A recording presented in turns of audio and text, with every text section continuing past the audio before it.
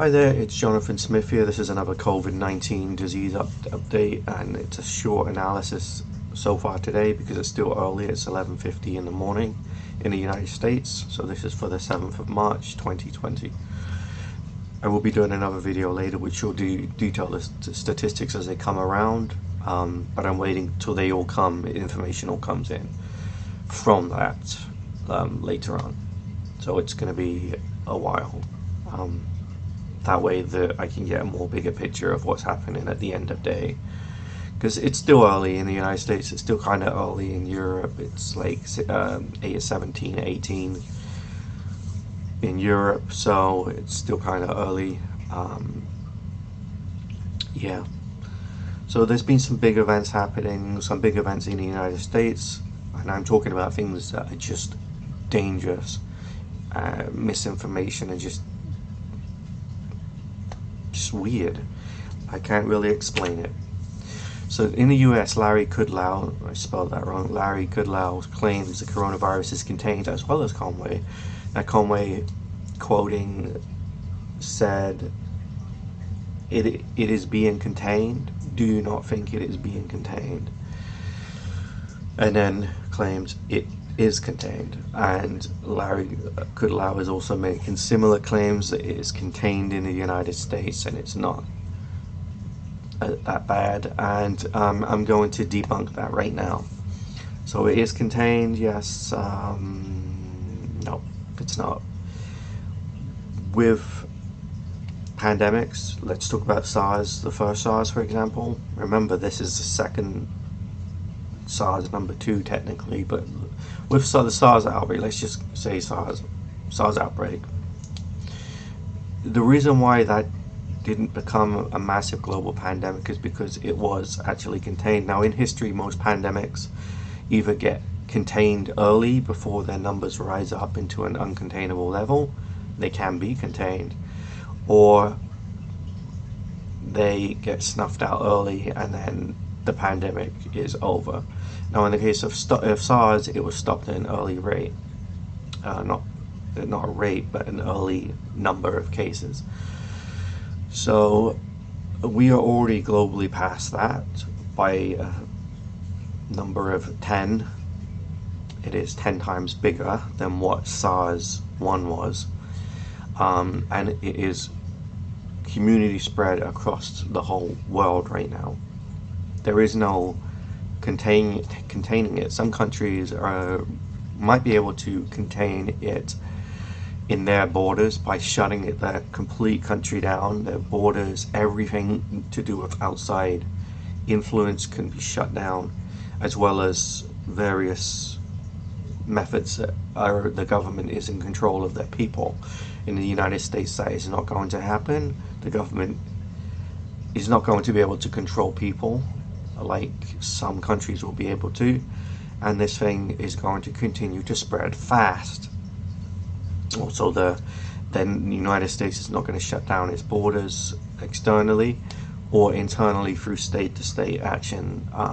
There is mandatory quarantines can happen and legally be invoked, but that is not going to cover the whole thing. Like communities, cities cannot be quarantined. It's not going to happen, sadly.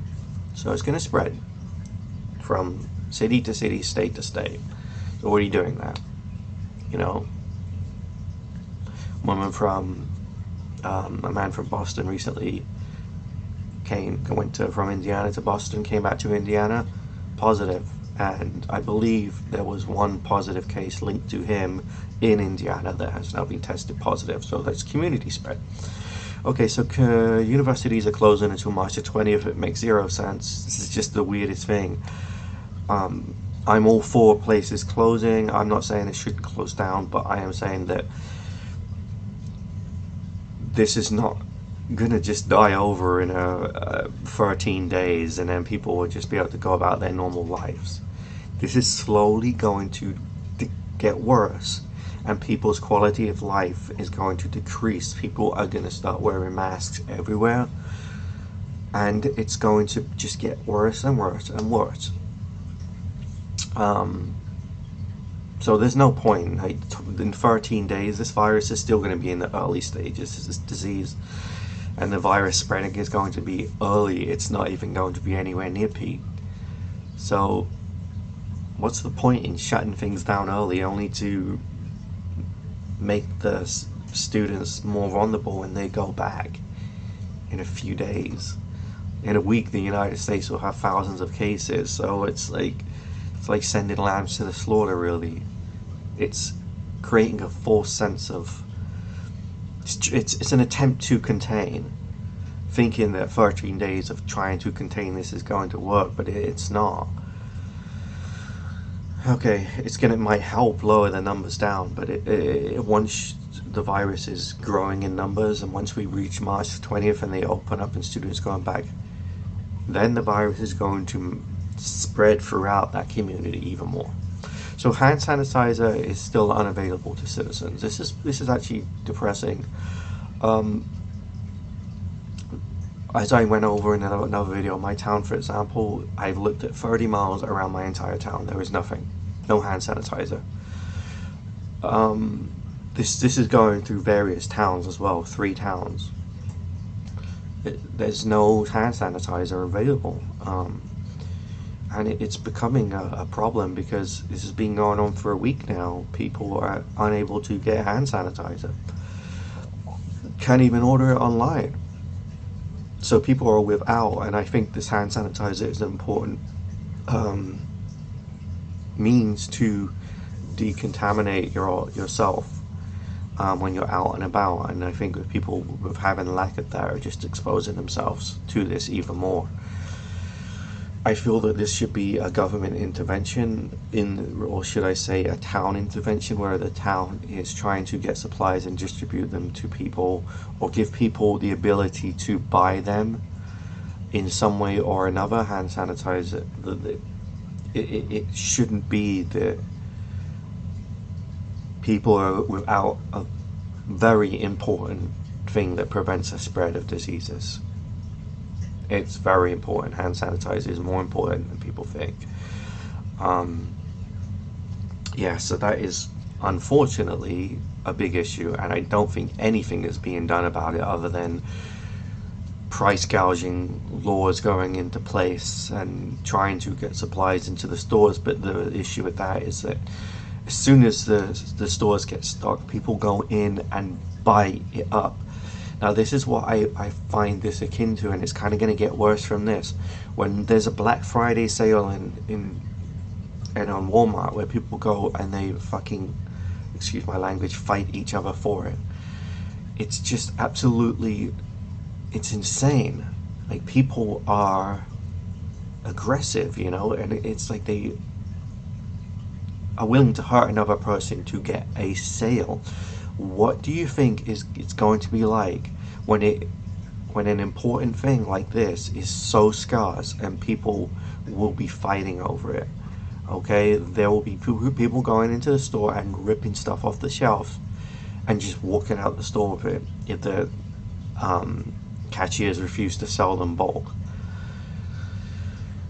People are going to get hurt from this, and I feel that as the weeks go on, if you can see what people can do, will go the amount that people go to doing to get a good sale. Imagine what they're going to do when it's life and death. It's going to be bad all around for buying supplies, and when this starts to really hit the fan. Alright, so I was wrong. There is less than 2,000 people tested.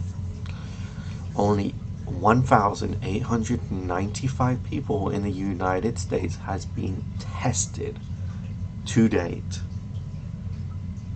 1,895. Let that set in.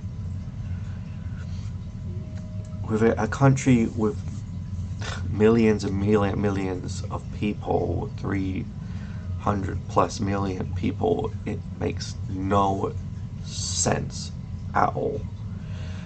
But this is important because 19% of all the people that have been tested to date are positive. That's a big number. That means that the people that are seeking tests are being tested positive 19% of the time.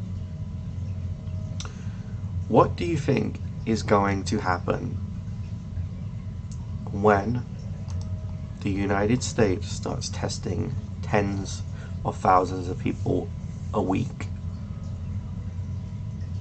Let's just take a quick look at this.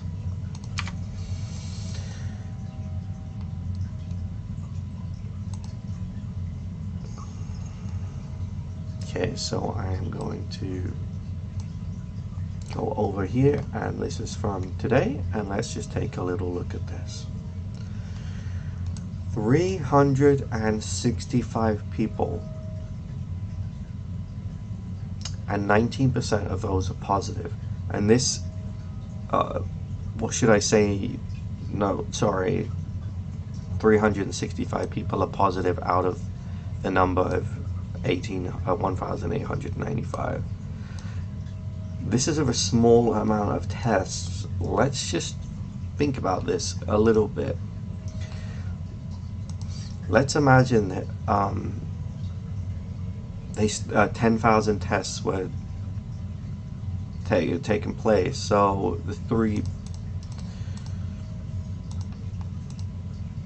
so this could be by next week around 2,000 cases or so from this number. Could jump up to around 2,000 in a week when 10,000 cases tests have been done, if the rate is 19%. So it is a problem. I think people need to be more aware of what's going on here. The USA is not containing the COVID-19. It's not containing it from spreading, and people are getting sick from it, and it's a big number to swallow. Yeah, so most likely with the lack of tests available and with the positive number of tests, there's probably a lot of people infected right now. I'm not sure exactly how many. If I was to say guesstimate, there might be 15,000, 20,000 people that might be infected right now. Possibly more. I think it's worse in the US than people really think it is. So later on I'm going to go over more information of news as it unfolds and the statistics as they unfold for different countries. I will say that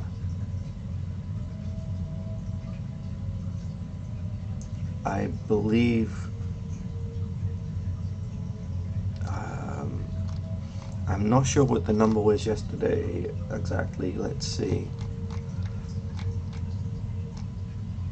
I believe at the end of the day there should be 4,000 something new cases, whereas it was 3,900 something. So it will be going up on the amount of cases reported. That is, give it 500 to 600 more cases than that. So maybe tomorrow, then we will be at the level that China was at when they were at the peak of their outbreak, reporting it wide. So didn't take long for it to reach 100,000. So I think that based on the amount of people globally across the world, that it might even spread faster than that. I think maybe 200,000 rate by the end of the month. I think it's not exactly a good thing to look at. Anyway, I'll go over it later on, and that's it for now. Just stay safe. Make sure if you have the opportunity, get some hand sanitizer now, because it might be out of stock for a long time. Get some face masks if you can, and just don't go out unless you need to, and don't try to convince your parents, if they're over 60, definitely don't go out and about, and maybe order grocery shopping to be delivered from Walmart. They do delivery across most places, and if they want to do grocery shopping, that you might, if you're younger, you should do it for them and bring it to them, so that they don't get sick, because those are the most vulnerable people right now. Alright, I'll talk later.